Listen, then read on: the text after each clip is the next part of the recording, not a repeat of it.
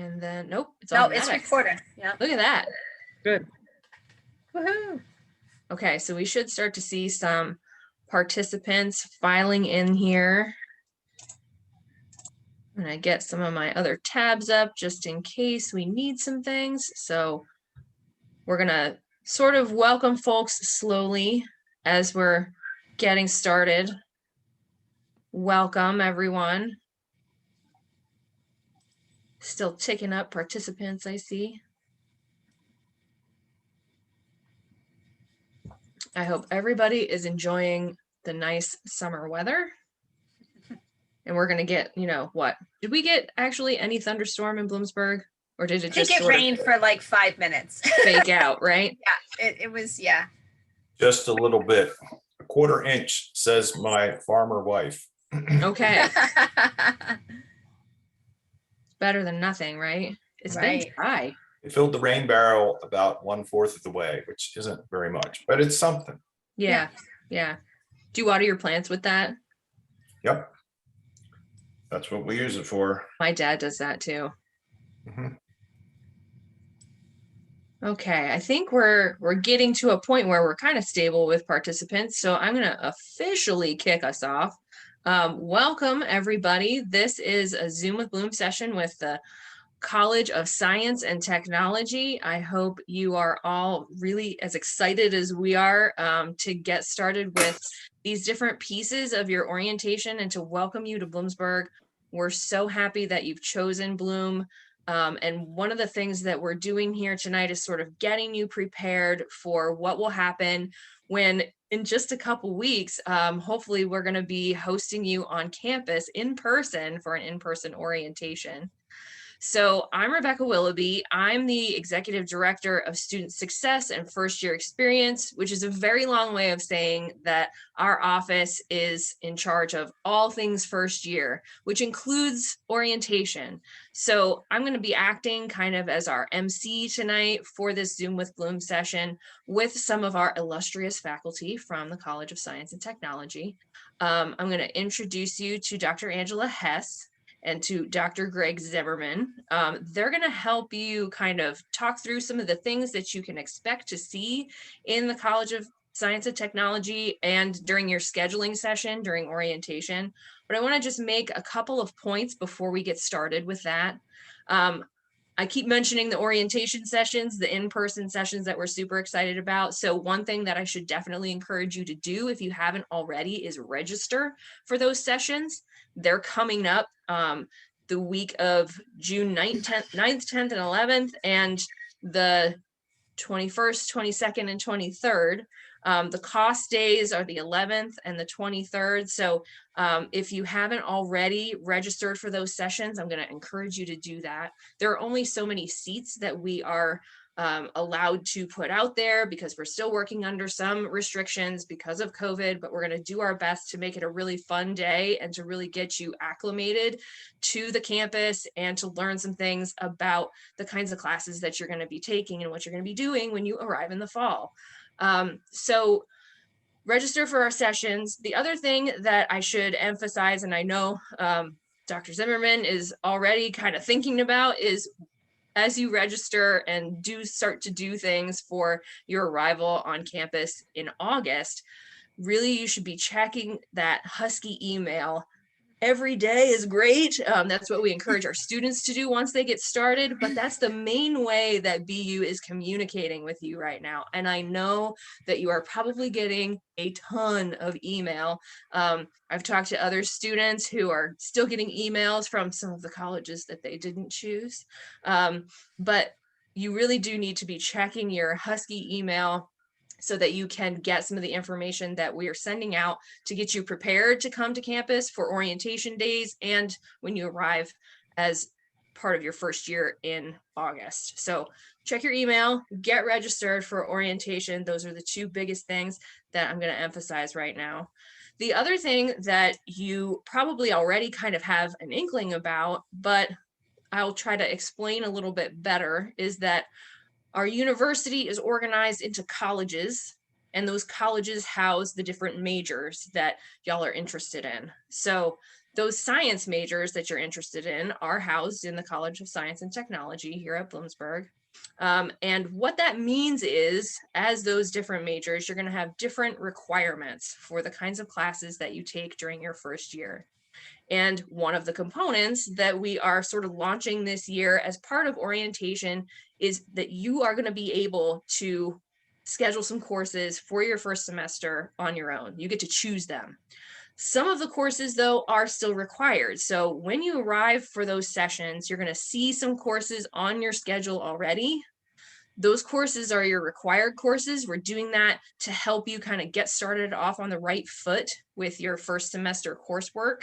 So you're going to see some things on that schedule already, but what we're going to talk about a little bit here this evening is how you might think through choosing some of the other classes that might be available to you that you can put on your schedule during your orientation session. And when you leave that orientation session, you'll know what classes you're taking this fall. So we're really excited to be able to offer that piece of orientation, as well as doing things like seeing a dorm room and getting an info fair tutorial around the quad, just to, put your feet on BU's campus and walk around and get acclimated. So those are some of the things you can expect kind of generally out of orientation. And what I'm going to do now is sort of hand things over to Dr. Hess and Dr. Zimmerman. They can talk to you in more detail about the College of Science and Technology and the different majors that are available in that college. And then we'll also talk a little bit about general education and elective courses so that you have some understanding of the different components that go into your schedule of first year courses. So thanks for listening to me yammer on. I'm going to hand it over to and Dr. Zimmerman. Thanks. Okay, so I'm Dr. Hess, and I am the chair of the Biological and Allied Health Sciences Department. My colleague, Dr. Zimmerman, is chair of chemistry and biochemistry. And so we are two of the departments that you are going to see some courses on your schedule already. These are required courses for the major. Currently, biology majors and health science majors and medical imaging majors will see 2 courses on their schedule. I'm not sure about chemistry majors. Greg, how many do they typically have when they start? Well, the first thing that they have to do is they have to take the ALEKS test so you know where to properly put them, because that will properly place them in a math course. And that's really important to get put into the proper math course. That's just critical, because you don't want to get in a course that's you've already had all the stuff. That's not going to help you at all. At the same time, you don't want to get in over your head. So that ALEKS test is pretty good. And you should have already received emails about taking this ALEKS placement exam. It is it doesn't cost you anything. You can take it at home. You take it on your computer, so you can do it at 3 a.m. in your pajamas if you want to. And you do want to try to take it twice. Because they will consider your highest score. And like Dr. Zimmerman said, it's really important that you do that. Almost all of the cost majors are required to take that ALEKS math placement test. Not only does that determine your first math course, but it also determines where you begin in your chemistry sequence. And so if you haven't yet taken ALEKS, do try to get that done prior to orientation. Because you will have an opportunity to choose 1 or 2 general education courses to add to your schedule. But if you do that and you still haven't been placed into a math or a chemistry course, once we have to do that placement, then something could be changing. Okay. I see a question about the foreign language placement test. That depends on your major. If you are a health science major or a medical imaging major, your foreign language requirement is fulfilled with degree requirements. There's courses that you would take if you're one of those majors that you would not need to worry about that second language requirement.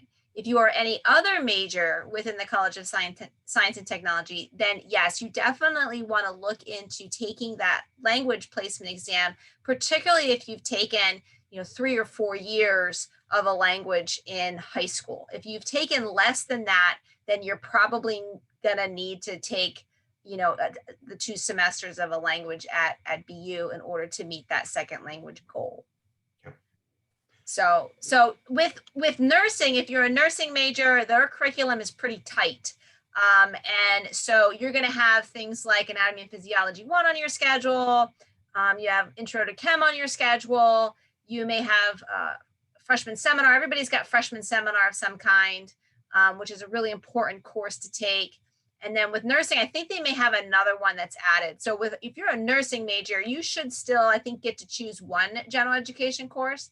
But with all the other cost majors, I think you will be able to choose at least two. Like I know for biology, health sciences, and medical imaging, you should be able to choose two general education courses, you know, again, depending on your math and chemistry placement. I mean, that's the one thing that may,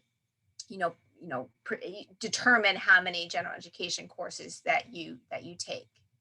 Okay. So I'm thinking, I'm seeing in the chat, going into computer science, you probably would want to take the language placement test, and you're probably going to have, it depends how you do in that test as to whether or not you need to take the languages here. I think that's the best that we can answer that question.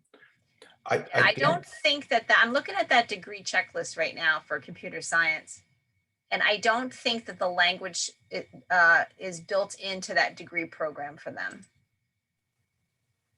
No, it's not. So you still have to take a foreign language as a computer science major. So either, taking the test to test out of it or taking the two courses to fulfill that requirement. Yeah. I wanted to get back to the ALEKS placement test because it is a different test. And it's designed to be different. It is not a once and done test. And it's not like, in fact, it is designed to use artificial intelligence so that once you take it, it examines your test score and finds where you were weak. And then it prepares tutorials for you to take, which you should do. And there are many, many students that take it once and they don't do the greatest, but then once they go through the tutorials, they significantly improve their test score, and you can actually take it up to 5 times if you want. I don't know that I've ever seen anyone do that, but you could. And it's to your advantage to do as well as you can, because if you can skip a class, that's going to save you time and potentially some money. And it'll just free up your schedule for other classes that you might be interested in taking. So it's really incredibly important.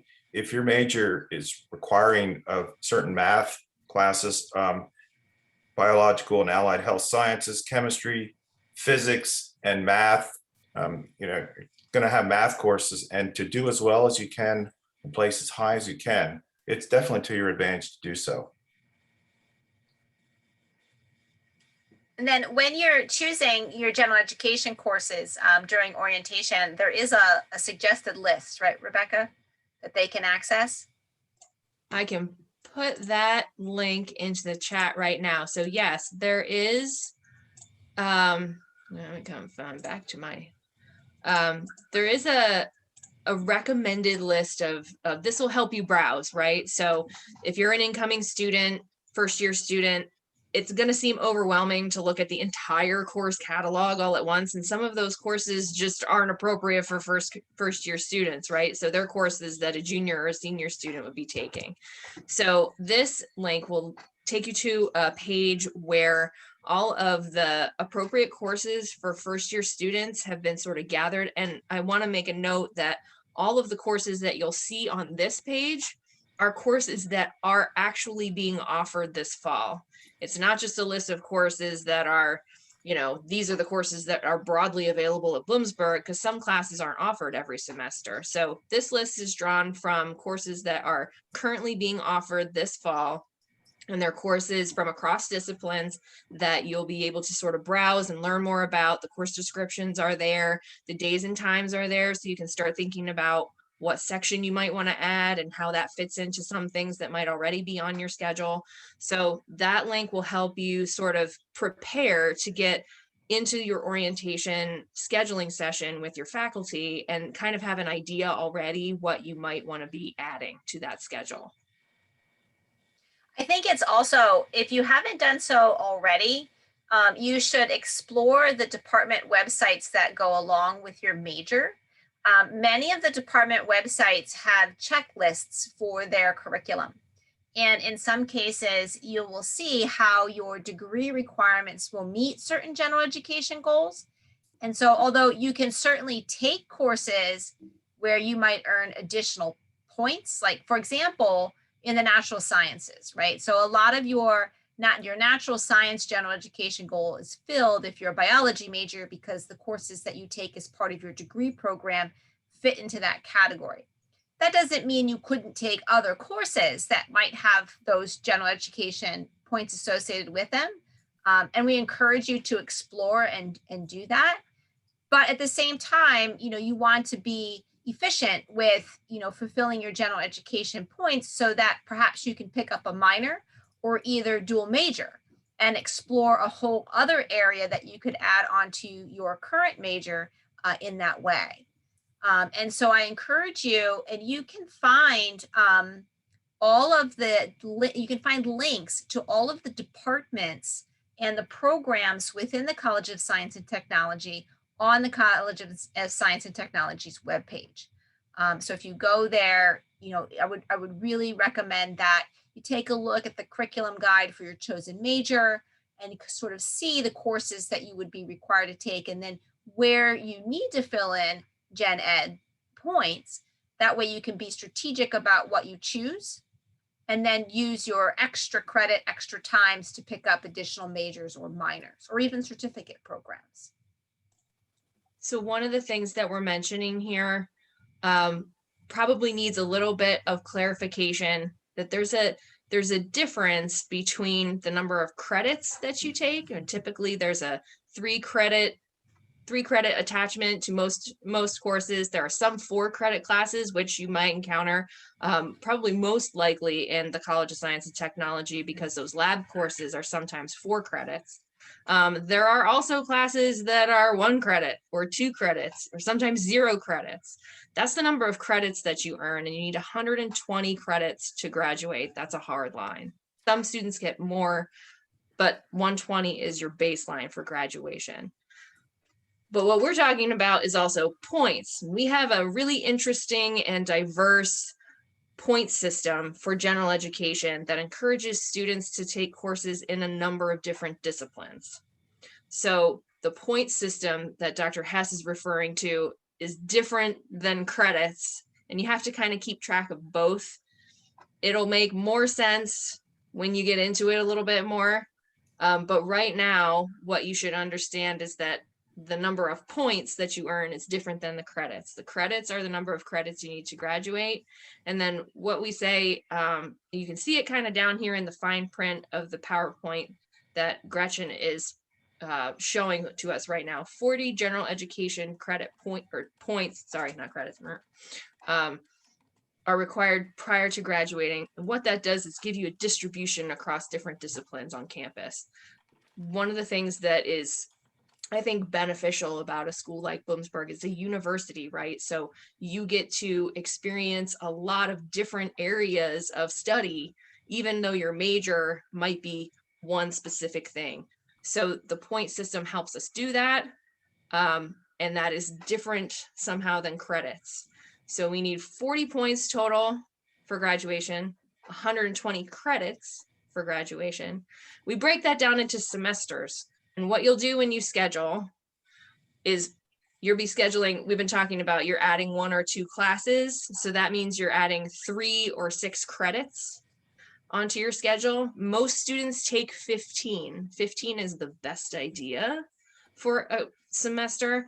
Some students take more. You feel like as you get going in your studies and you feel pretty confident about what you're able to do. Some students take 18 credits per semester, but 15 gets you out in 4 years and 8 semesters. Less than that, it's going to take you a little bit longer. You might be able to make up for that during a summer session or a winter session, or by taking 18 credits in one different semester. But we recommend really strongly that you take at least 15 each semester to keep you on track towards graduation. I like to explain the general education point system as similar to what you would find it for a video game character. The more unique skills you're building in the different courses, the more points you receive and the more disciplines you've mastered.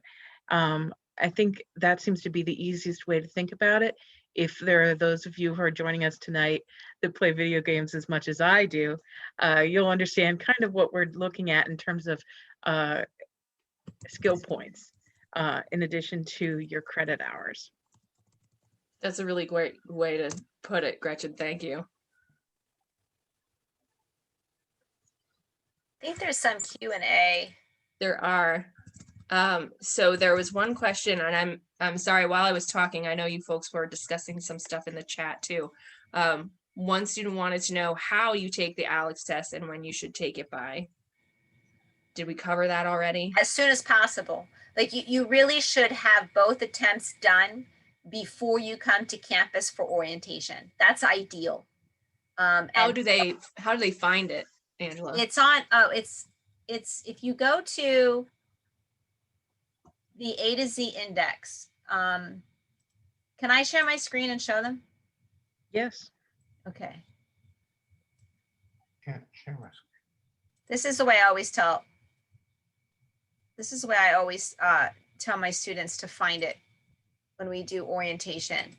So the way I always find things on the BU website, what's easy for me is just to go to the A to Z index. And so it's under placement testing. So it's under P. I have my videos in the way here. Right here, placement testing for freshmen. This talks about the different types of placement testing. Some of you may have received emails about writing placement testing. Here's the information about the foreign language placement testing. And then here's the information about mathematics placement. And this talks about the mathematics placement test, which is ALEKS. And the link for ALEKS is right here. So when you click on the website, then this gives you some information about how ALEKS functions. And then here's where you actually access the ALEKS test. It does use, from my understanding, it does use Respondus Lockdown Browser to do the exam. So if you don't already have that on your computer, you would need to download that app first and then access the ALEKS Math Placement Test. So you can work through that test. And I think it takes about an hour. My son took it last year. I think he told me it took about an hour. And then you can't take it right away. Again, it has to be, I think it's a 4 or 5 hour window before you can take it again. And the idea in that time is, as Dr. Zimmerman mentioned, it gives you learning modules to work through. And so that way you can try to overcome any deficits that you may have had when you took it the first time. So if you are coming, whenever you're coming for orientation, whether, the in-person orientation, which I hope that's what you're coming for, or the virtual ones, you want to make sure that you have the placement test completed a few days prior to that, because it does take a few days from the time you take the exam until your score gets into your account in MyHusky, where it's tracked. Okay. One thing about the ALEKS, so you don't get scared about it, there is no calculus in this exam. It's all algebra and geometry and some trigonometry. Yeah. So this isn't a thing that you should be really getting, really uptight about. It's not like when you have to take the SAT. No. I guess maybe a lot of you didn't take the SATs, but there are exams that you might have to take that are like sort of once and done things. And you can be in a much more relaxed setting. Have a Dr. Pepper, drink it. I don't know when you're taking thing. Yeah, I think I think that will help you.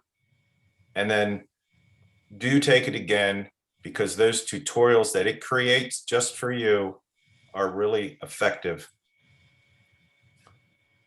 Yeah.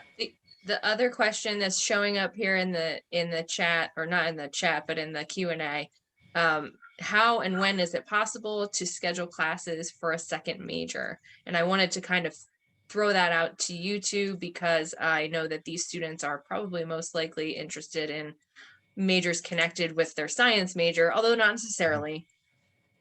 I think you want to look at that as soon as possible, so that you can take classes that will, I don't know how others say this any other ways, that won't be wasted.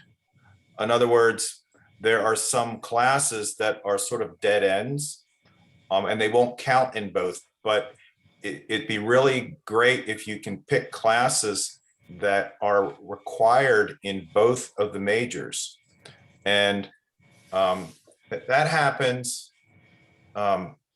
probably in chemistry and eggs. That's happened. I know I've had double majors in those two disciplines. I don't think we've had any chem bio, but that is a possibility. There are all sorts of ways to slice things and do double majors. Go ahead, Angela. I mean, you could even have a biology and eggs major, or you could have, we've had biology and psychology. We've, communication studies, and anything like that as well. We had a chemistry and music major. Now that one's hard.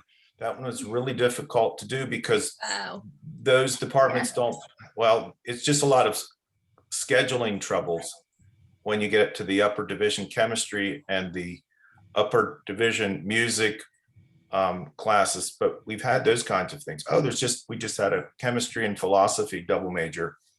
But you want to look at those things early. Definitely. It's possible. And it's a really great way to really get the most out of your education here. You might be asking yourself right now, well, how do I know how to do all of these things, right? That you're saying, yes, it's a good idea to do this. And yes, it's a good idea to do that. Don't be afraid. You will have help. One of the other things that you'll get when you declare your major, or that you're already kind of coming into your major, is you'll get a faculty advisor. That person will work with you from inside your major to help you schedule the things that you need to schedule to satisfy the requirements of your program. The other thing that I don't know if there might be any undeclared or exploratory students in this session tonight, but you will also get an advisor who can help you navigate through some of your interests and figure out what major you might want to land in. So you will have a faculty or a staff helper helping you kind of figure out which classes go where and what you need to do to graduate on time and to explore the areas on campus, the disciplines on campus that you want to explore. So you don't have to figure all of this out on your own. You will have help. That's what we're here for. Right. I don't think communication sciences and disorders, I don't think that major takes the ALEKS, and I don't think the nursing majors do either. Julianne's asking about other placement tests as a nursing major. I mean, you could do the second language one if you've taken a language in high school, because there's nothing within that nursing major that would provide you with that second language, to fulfill the second language. As far as of writing placement tests, I'm not really sure how it's determined who needs those. I only know how it's determined who needs a math placement test. I think that the writing has to do with high school GPA now. I think that's what they've gone exclusively to. Yes, that's correct. So I would imagine, Julianne, that you would get an email about the writing placement test, if you were required to take that. I think for most of the college and science and technology majors, you will have a math course on your fall schedule of some kind, probably. And that English 101, which is the Foundations of College Writing course, would actually show up in the spring. Yeah, on your schedule. That's most likely for science and technology students. The student who is asking about communication sciences and disorders having to take the ALEKS, they're in audiology. I don't know if that makes a difference. I would say no. I don't think so. They don't need to take ALEKS, I don't believe. And then I have another person asking about medical imaging. In medical imaging, no, you do not have to take the math placement test. I mean, you could, because, actually you should, because you are required to take Math 116, which is Algebra for the Health Sciences. It's a college algebra-based course. But if your high school GPA may put you in, a Math 116 course then with an additional recitation section. So that instead of having your math course 3 hours a week, you would have your math course for 4 hours a week. So the medical imaging majors, you guys should have received emails about ALEKS as well. If you don't take it, they're going to go on your high school GPA. because you do have to take that Math 116 as part of your major. You don't take chemistry, but you do take a math course.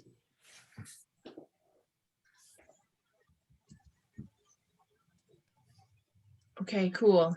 I think we made it through all the questions that we had currently. We were talking about placement tests, and I'm trying to think how to get back to, wait, there's one more, hold on. Our medical imaging student, if my GPA is a 4.0, I'm probably okay not to take it. Probably. Probably. Yeah. I would say so. Yeah. Yeah. Okay, And great. Mackenzie, when you come for orientation, to do your scheduling, by then we'll know, because by then the math department will have put something on your schedule, I would imagine. So we They're can, probably already done. yeah, it may already be done. I know that for our department, all of our biology, health science, and medical imaging majors, you've already been scheduled for freshman seminar, and you've already been scheduled for Concepts of Biology 1, which is your first biology course. So that's done. That's on your schedule already. And now we're just waiting, for the math and the chemistry things to get added, and then you'll get to choose a course or two during orientation.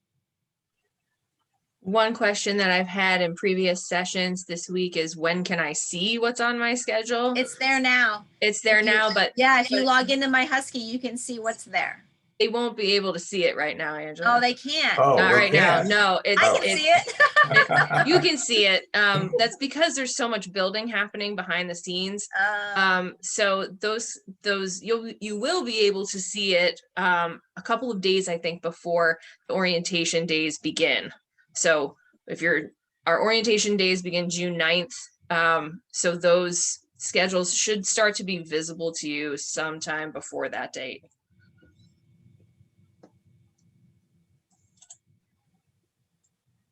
Okay.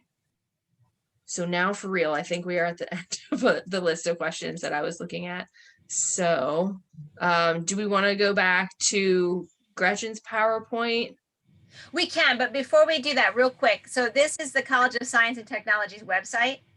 And then this is the list of all of the different programs underneath our college. So things that you may be interested in, you can, there's a whole bunch of minors that you can add to the different majors. But if you click on these, like I did the computer science when someone had a question about that earlier, takes you right to the computer science webpage. And then this is where I found that degree checklist. And so these are the courses that are required. And then here's where the general education stuff kind of fits in, where the required courses fit into that, and so on and so forth. Okay, some other courses and things like that for that major. So I would encourage you to definitely check it out and take a look at your curriculum check sheets that are often on these websites, so that you kind of know, where you're going, and it helps build that schedule for you when you come for orientation. All right, I will stop my screen share.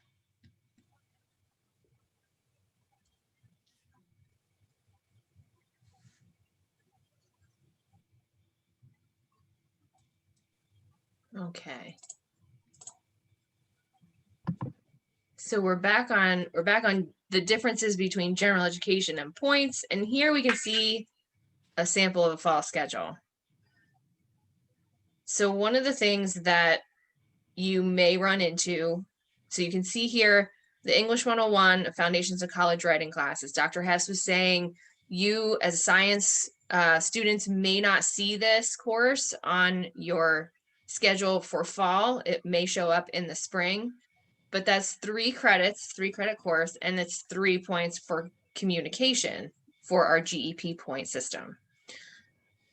Here's nursing, that's also 3 credits, but we're spreading out those points, the GEP points, 2 points for healthy living and 1 point for citizenship. So you get to satisfy a couple of different areas in the GEPs with that one class. Something like history, also 3 credits, 3 points in cultures and diversity. You'll also see that some of these have meeting times, and this one might be asynchronous online. So there are different formats of courses that you might run into on your fall schedule as well. Something like Theater 103, 3 credits and 3 points in arts and humanities. A physics course, 3 points in natural science and 3 credits. And then your university seminar is 1 credit. There's one of those 1 credit courses, and there's no GEPs associated with that. So this would give you 1, 2, 3, 4, 5 classes. So there's your 15 credits. So you would actually have a student with this schedule would actually have 16 credits. You're fine for figuring out how to progress in your quest towards graduation. And then the other reason that we sometimes recommend or try to recommend that students take 15 credits is that sometimes things get wonky and something goes sideways and you might need to drop a class. You're still, if you take 15 credits and you need to drop a class, you're still a full-time student. So that 12 credit threshold is really important for things like financial aid. You don't want to drop below that for all kinds of reasons, not just for progress reasons, but because there's a status situation associated with that number of credits for financial aid particularly. But that's something we want to avoid. So if there's some kind of problem and you need to withdraw from a course, you're still a full-time student if you have that little bit of wiggle room between 15 and 12 credits. So I've got another question here in the Q&A. Yeah, Cher's asking about if they'll have lighter schedules if they transfer dual enrollment credits. As Rebecca said, you don't want to have go below 12 credits, right? So Right. even if you have credits you're transferring in, it's still recommended that you're scheduling 15 credits for your first semester. So that way, if you do have to drop a course, then you don't have to worry about falling below that 12 credit threshold. Now, it's my understanding, well, whenever a student wants to drop a course, the first thing I always tell them to do is go talk to financial aid.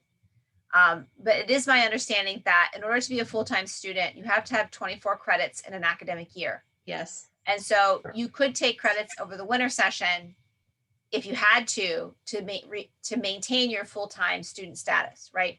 So if you scheduled 12 credits in the fall and say, you know, there's a course that just you need to withdraw from because you're going to fail it, then you just need to pick up 3 credits in the winter session, or make sure that you have enough credits in the spring so that in the whole academic year, you're still at 24 credits.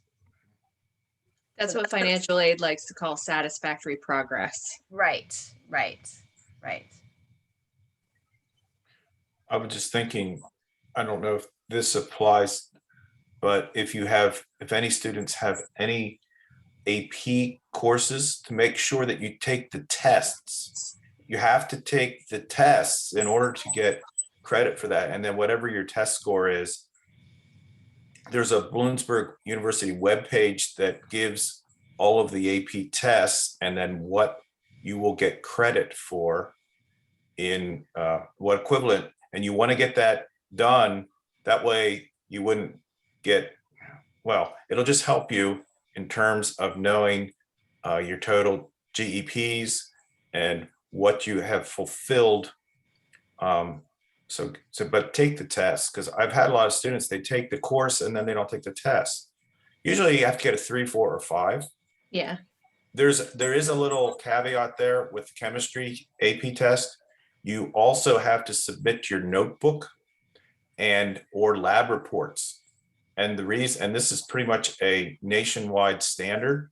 It's because most high schools don't have the laboratory instruments and equipment to do an equivalent first year science chemistry sequence. And so you might have all of the book learning, but you don't have the lab skills or instruments. So that is one caveat. I think it's the same way in physics as well. But there's a lot of AP credit that goes untapped, like AP psychology, AP history, AP English. I'm mentioning those because my kids racked up a lot of points on those. You bring up, I think, 2 additional good points, Dr. Zimmerman. And one is that if you've got AP credits or you've got, dual enrollment credits, one of the great things about those is that actually puts you ahead. May mean that you could shave over the course of 4 years, even a whole semester sometimes off of how long you have to be at Bloomsburg to earn your degree. So you don't want to say, well, I have these transfer credits, so I'm going to take a lighter schedule unless that's absolutely necessary. You want to stay ahead. So the other thing that I'll emphasize is that communication, just this is overall very general statement, but communication is very key for all kinds of things in your transition between high school and college. But one of the reasons that that's really important is to make sure that those AP credits and dual enrollment credits are getting transferred to Bloomsburg. So there is absolutely no problem with you, checking in with your high school, checking in with our registrar's office, enrollment services, making sure that if you see something that you think is incorrect, say something. Mistakes get made, things don't happen the way they're supposed to, paperwork gets messed up somehow, something can happen. So if you see something, for instance, I had a student last night who said, I'm going to take this language placement test. I've had 5 years of Spanish. So that student's almost certainly going to pass a language placement test, particularly if they take it right after they're done with those 5 years of Spanish, right? So if that student arrives on campus for orientation and somehow they see Spanish 101 on their schedule, don't just accept that, right? Communicate with whoever you need to communicate with and say, hey, I took this placement test. I want to make sure I get credit for that. All of that is to your benefit. So don't be afraid to ask questions about anything you think might be a little wonky. It's only to your benefit to make sure that those credits end up where they're supposed to be.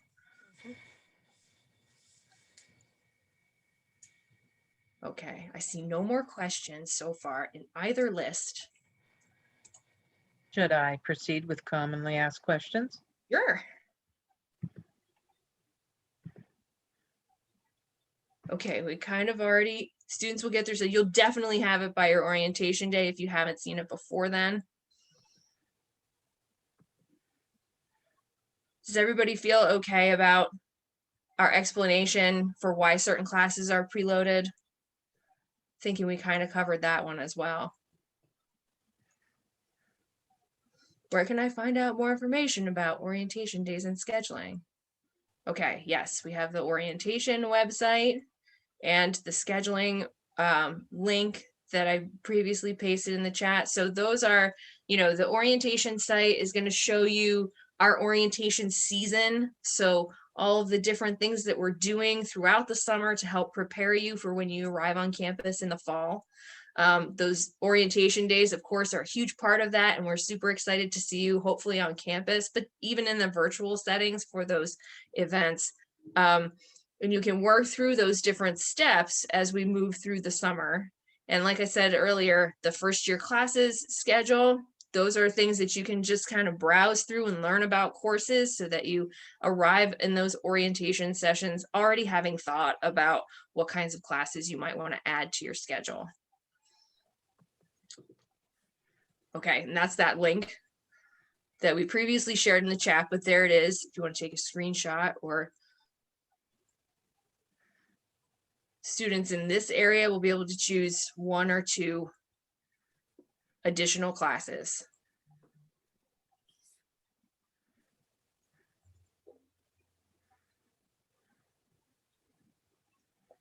Thanks for giving me a chance to sip my beverage, Gretchen. What can students do to prepare for orientation days? Well, there's a couple of things. Yeah, these suggestions are somewhat practical also. So bring comfy shoes, wear comfy shoes. You're gonna be walking on campus a lot, and campus is pretty big. So you want to be comfortable, possibly an umbrella. You're gonna get, I think, some note-taking items from our office so that just in case you forget your notebook or your pen, I think you're gonna get some swag the day you come to campus. but definitely also the preparation is not just about, the practical things, which make all kinds of sense, but also about thinking about these classes and thinking about what you want to get out of your time at Bloomsburg before you come to those orientation days, so that you can ask smart questions and kind of be prepared for those scheduling sessions with your faculty members. I see one more question popping up here in the Q&A. One other thing, while you're thinking about preparing to come to campus, is to review all the requests that you're getting from other departments. Many of the requests can be submitted online. The big one is always your health records. Those do need to be submitted online. You do not need to bring them with you to campus, but they are required, especially in this day and age. So again, check your email. If there's requests that are coming in from Residence Life, University Health Services, please make every effort to answer those questions. You'll have a better experience for not only your orientation day, but also for your fall orientation and move in August. There's a question about from Mackenzie about sending in a photo and information for ID cards. So I'm not sure about. Generally, your photo is taken on campus, and you then pick up your ID card the day you move in. It'll be activated once your room has been assigned to you. So the day, and you'll receive notification of which residence hall you've been selected for before move-in day. So they'll have your cards with you when you come to your selected residence hall. If you are in a living learning community, it is the same process. Juliana, I'm gonna kind of ask your question out loud here. Juliana says, can we take classes that we will take in the spring semester in advance in the fall? It depends on how many credits you want to take. I would recommend, just as a general rule, that the first semester take 15 credits. Some of those, as you're learning here tonight, some of those credits are already preloaded for you. You'll schedule a couple of additional classes when you're here for orientation, but you don't want to get completely overloaded your first semester. It's an adjustment in all kinds of ways, and your academics are only one piece of what your life is going to be like as a college student. So you can take courses that are planning ahead for where you want to go in your program, but overloading yourself your first semester is generally not a great idea. You want to make sure that you're kind to yourself and you're not just, pouring yourself into the books, but that you also have, a personal life and a social life, and those kinds of things are equally as important as your academics as you become part of the Husky community. So if that makes any sense, I'm thinking that you can think ahead to what you might want to take in spring and plan, but don't get too far ahead of yourself, and try to enjoy some of the things that you're going to be experiencing. Not all courses are offered each semester. That too. That's the other thing you'll come to find out, is that certain courses are in a sequence. So you begin in the fall and then you take your second in the spring. I would like to add to that, for students that do come with a couple of courses that they've taken other place for AP credit, that's when you really want to talk with your advisor, or during the orientation when you meet with the department chairs. That's when those kinds of things, discussions should take place, because I've had students that come in and they've already taken Calculus 1. Well, then they're ready to start in Calculus 2. And then the sequences are not in the normal way, I'll say. And in that case, then that's where you need to get the individualized advisement for those kinds of cases.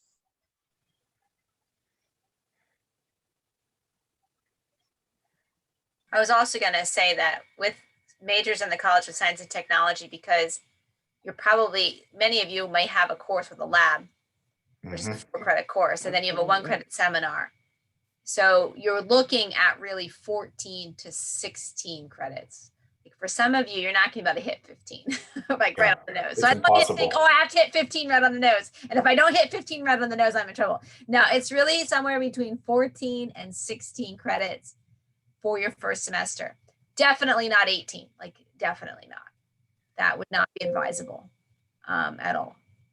So.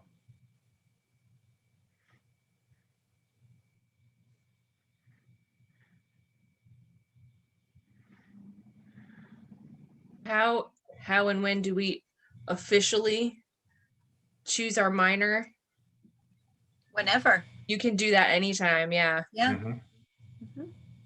Yep. And also, like, you can change your major too, right? So you may change your mind. And how do you do that? Some majors are restricted. Nursing is one. If you come in as a major and you're not a nursing major, and then you want to get into nursing, there is a process. There is a process to get into a health science major. There's a process to get into a biology major. There's a process to get into a medical imaging major. So if you do come in as a different major and then you think you want to change your major, you need to understand, you have to reach out to that specific department and make sure that you are asking, what do I need to do to get into this major? Because there is a process. So, adding minors is usually pretty straightforward.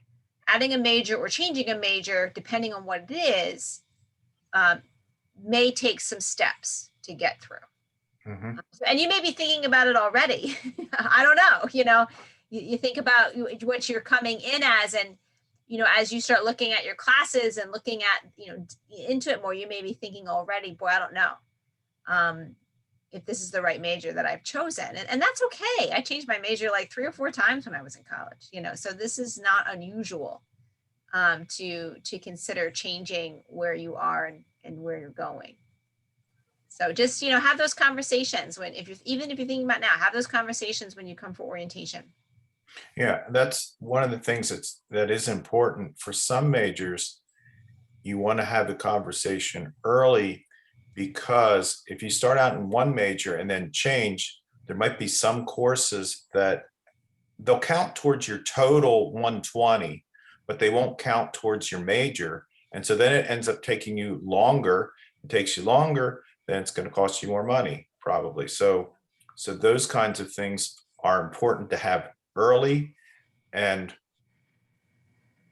yeah, and I changed my major too. So I think it's a pretty common thing. It is to do a major change and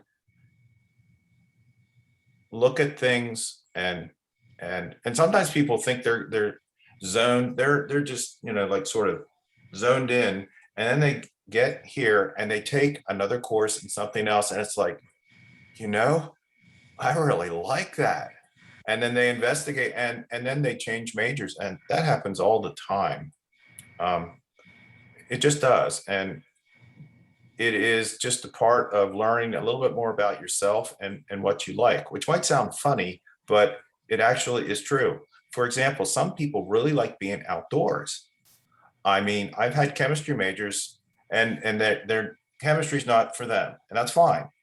And I ask usually the question, do you like to be outdoors? And if they say yes, I usually recommend them towards eggs, because eggs does all sorts of stuff outdoors.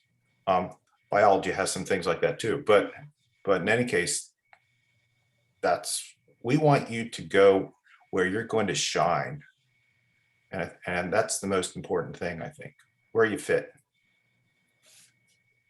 I think that's a great way too. I know that one of the ways that students have chosen minors, since we started out talking about minors, is like, go take a course in something that you think you have an interest in. And if that light bulb goes off, like Dr. Zimmerman was just saying, wow, I really love these geology courses. Maybe I want to add a geology minor.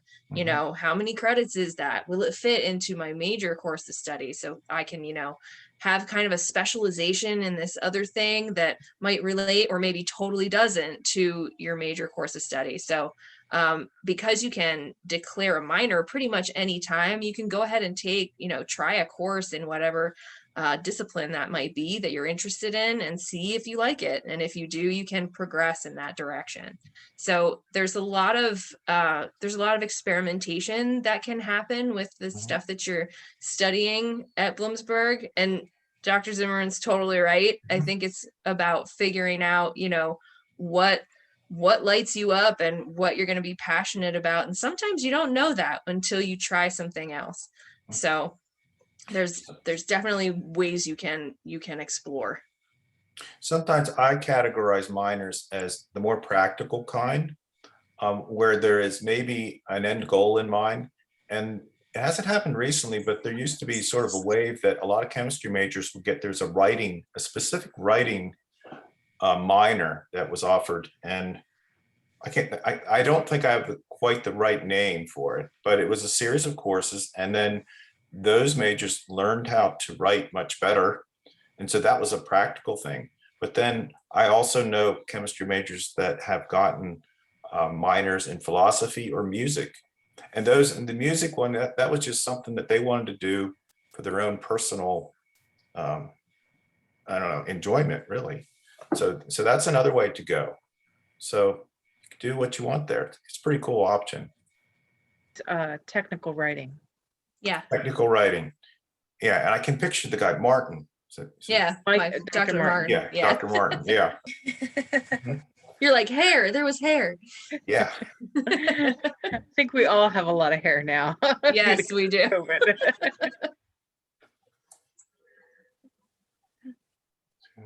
Okay.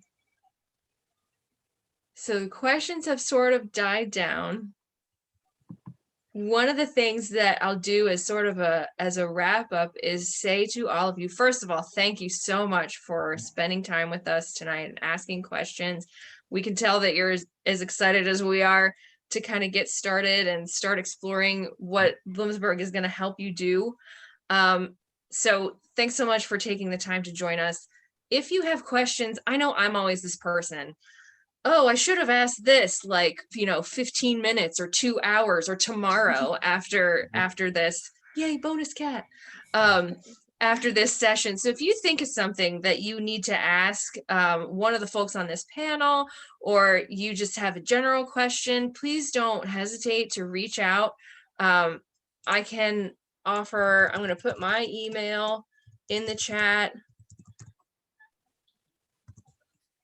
Gretchen and I are attached to the academic advisement office, so we can answer questions about courses and about programs and all those kinds of things. And then if you have specific questions for Dr. Hess or Dr. Zimmerman, you can use their email. Get in touch. So we're really here to be available to help to answer your questions and to help you get off on the right foot as you start your journey here at Bloomsburg.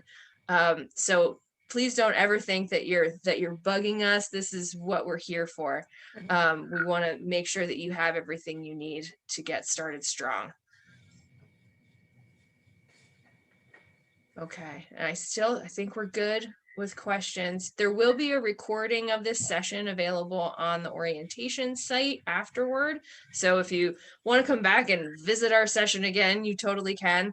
Or if you know folks who may not have been able to attend this evening, that's where that will live. I'll thank everyone again for their time. We're really looking forward to seeing folks in person and virtual for orientation days. So I'm hoping that y'all have a great evening and that we'll get to meet you soon. Yep. Thank you. Bye. Yes, Dr. Hess's email is up there in the chat. I'm going to try to grab it in the chat. Okay. Yep, it's there. That's not what I wanted to do.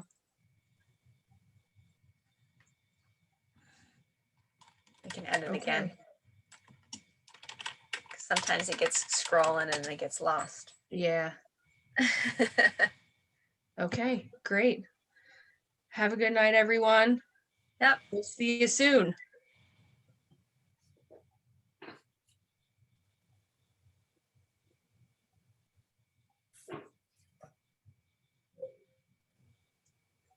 Kayla, did you need to